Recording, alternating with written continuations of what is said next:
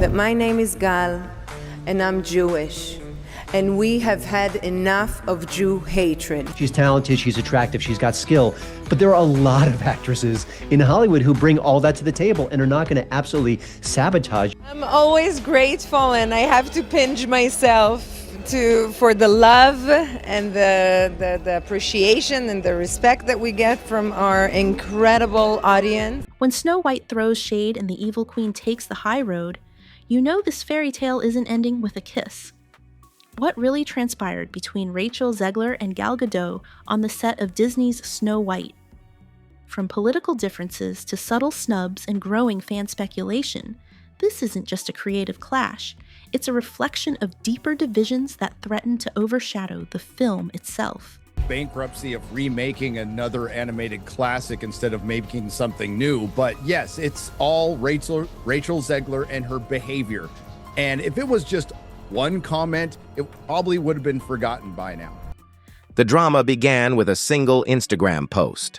On March 21st, 2025, Rachel Zegler shared a heartfelt tribute on her Instagram to celebrate the release of Snow White. When Disney first announced Zegler as the new Snow White, the internet didn't just react, it erupted. Rachel Zegler is not having her year where her Snow White movie is going to lose $200 million for Disney, but doing so, she also screwed over Tangled in the process. When Rachel Zegler was cast as Snow White, she joined one of Disney's biggest franchises, which was Disney Princess, where they've done $45 billion in merchandise sales just in the last 25 years. With the goal of trying to keep that brand fresh, they've tried to do live-action reboots of the Princess movies, and they have had success so far, with Cinderella making over $500 million on a budget of $90 million, and then Beauty and the Beast making $1.3 billion. But the last two attempts for Disney just haven't worked, where Halle Bailey's Little Mermaid lost $25 million for Disney, and Rachel Zegler's Snow White is way worse, and it could lose up to $200 million. Social media timelines were flooded with opinions, hot takes, and heated debates. For some, the casting choice was a groundbreaking moment, a proud declaration that diversity and inclusion were finally taking center stage in the world of fairy tales. A Latina actress stepping into the iconic shoes of a character historically portrayed as white felt revolutionary, a bold reimagining of a dated narrative. Rachel Zegler's disastrous public image is one of the largest in the live-action remake genre. However, not everyone saw it that way. For many fans of the 1937 classic, this wasn't evolution. It was erasure. The backlash came swiftly and loudly. Critics accused Disney of pandering to modern audiences, turning a timeless love story into what they described as a political statement. So the more you do this, Disney, Iger, Zegler, whatever her name is, yes, this is exactly the backlash you're going to get from parents who have kids who are your customers. Hold for 2 years, and guess what? Pay her a couple $1 million, go away. We're going to bring another person to play this role because you just screwed this thing up.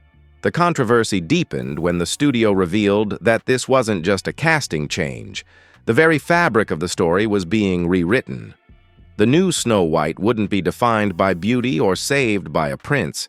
Instead, she would be strong, self-reliant, and entirely uninterested in romance.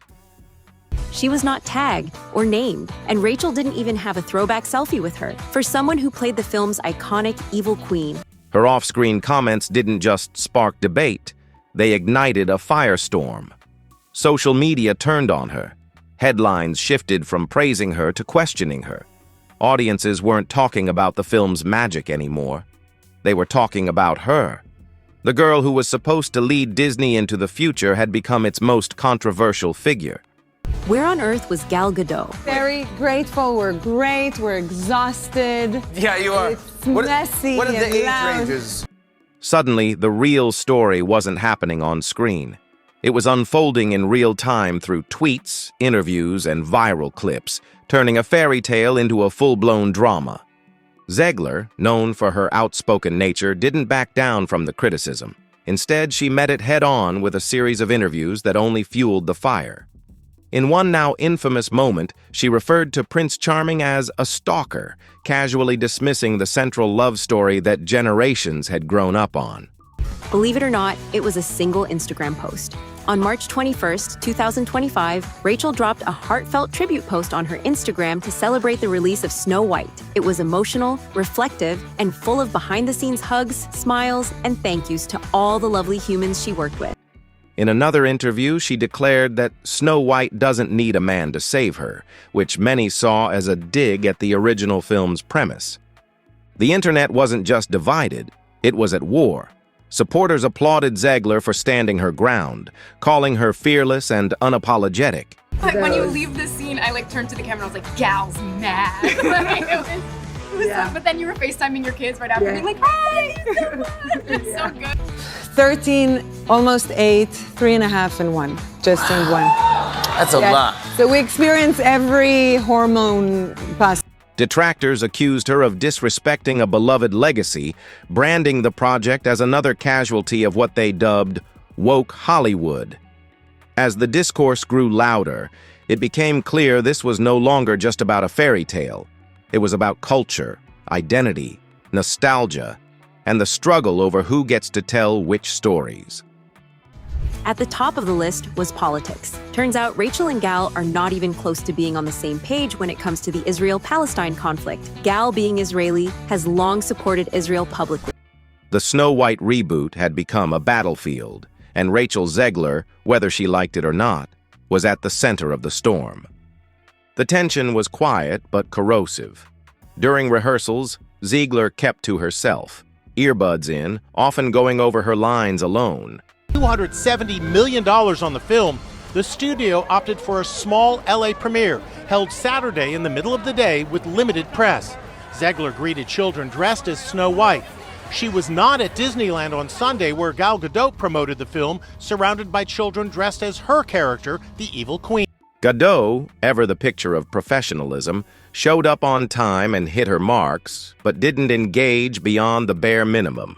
The energy was transactional. There was no laughter between takes, no shared meals at lunch, no selfies or spontaneous Instagram stories that fans had come to expect from on-set friendships. Production insiders described the overall vibe as frozen. We would see people not condemning Hamas, but celebrating, justifying, and cheering on a massacre of Jews. The crew kept their heads down, directors walked on eggshells, and assistant producers were reportedly tasked with coordinating call times so the actresses wouldn't have to spend any more time together than absolutely necessary. The real drama began to unfold when Zegler posted her tribute on Instagram. It was emotional, reflective, and full of behind-the-scenes hugs, smiles, and thank yous to all the lovely humans she worked with. Disney has also been handling major backlash about their casting choices. Now, while all this was happening, Rachel didn't hide. She spoke up, and she didn't just defend her casting, she celebrated it. But the post didn't mention Gadot, and the slight was obvious. For a company like Disney, which thrives on the illusion of harmony, the optics were catastrophic. The smiles were tight, the body language was stiff, and the sparkle in their eyes was definitely not from excitement. Photos from the event showed the two actresses standing far apart, their smiles tight and eyes disconnected. It raised a lot of eyebrows. Comment sections exploded. Focus isn't on being the fairest of them all anymore. It's about strength, survival, and realizing your worth. As the premiere approached, the coldness became so evident that PR managers were instructed to stagger press appearances and red carpet interviews. The narrative was quickly shifting from a magical modern fairy tale to a film haunted by tension. Still, the cameras rolled, and the film wrapped, but everyone involved knew the truth. Something had gone very wrong on that set. Every young person dreams about a phone call like that. I've been lucky to have a few of those in my life, but this one is certainly extra special as a huge Disney fan. When the premiere finally arrived, the world would see the fallout in real time. As whispers of behind-the-scenes tension grew louder, a more sobering explanation began to emerge, one that had nothing to do with rehearsals, costumes, or creative differences. This wasn't just about clashing egos or awkward energy.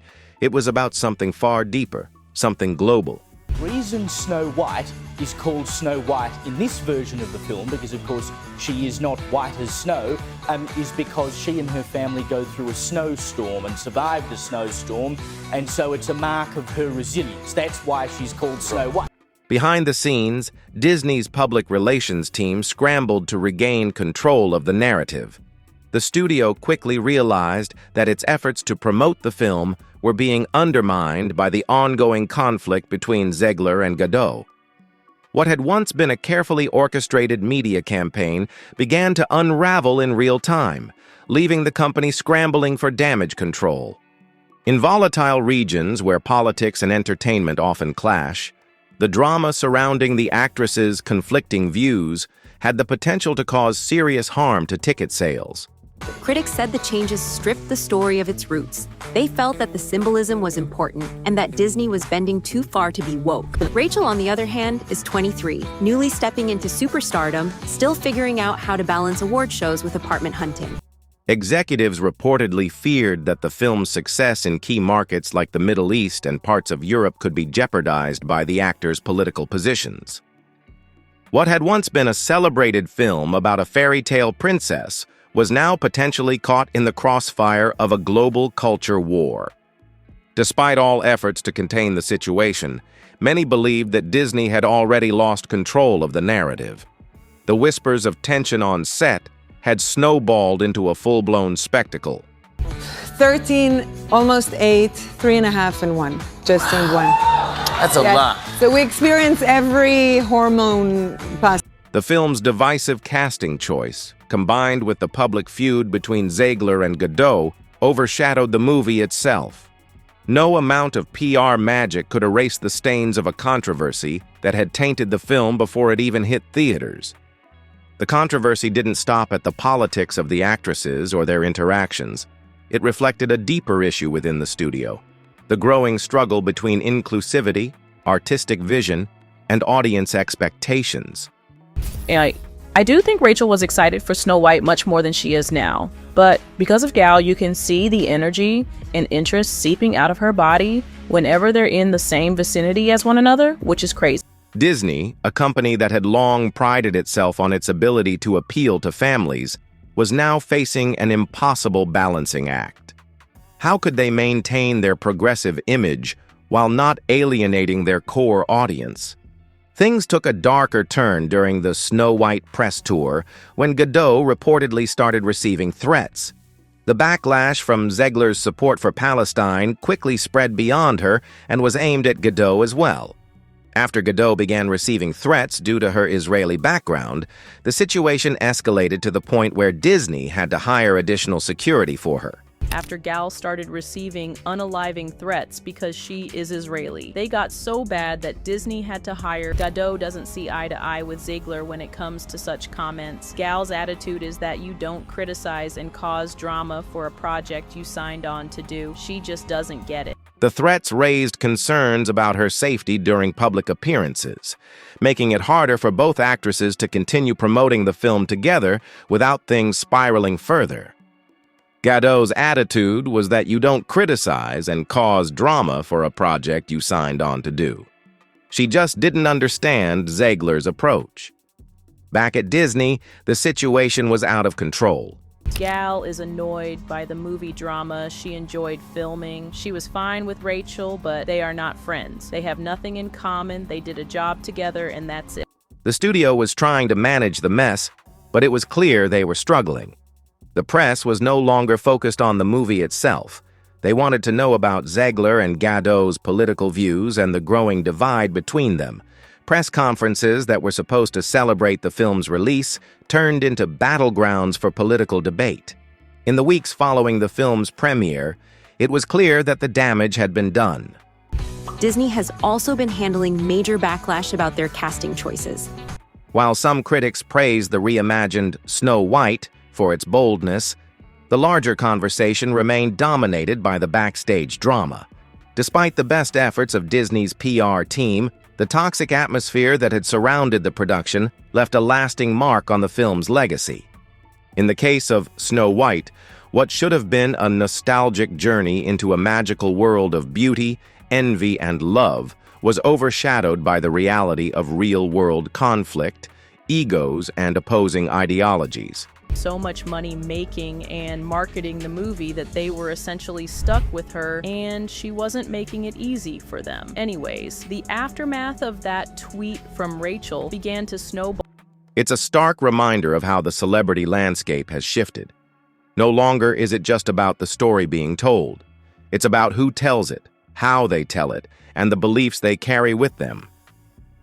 Gadot, who had taken on the formidable role of the evil queen, emerged from the drama with her dignity largely intact.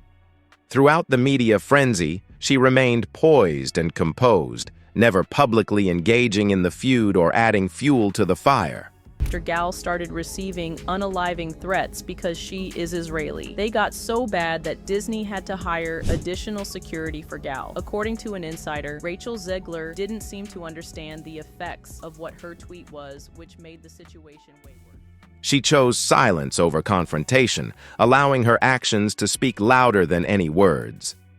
As the dust settles, it's clear that an important lesson from this Snow White saga is how quickly a fairy tale can be undone.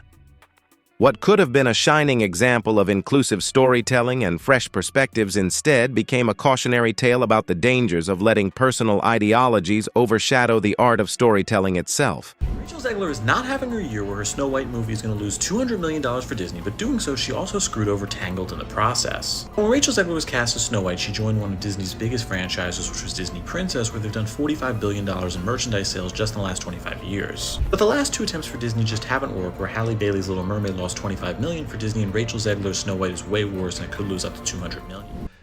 And perhaps the biggest irony of all is that, in the end, the true villains weren't the characters written in the script. They were the forces that tore apart a fairy tale from the inside out.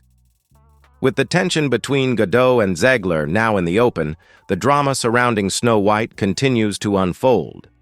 Whether the cast can move past their differences remains to be seen, but for now, it seems the fairy tale is far from over.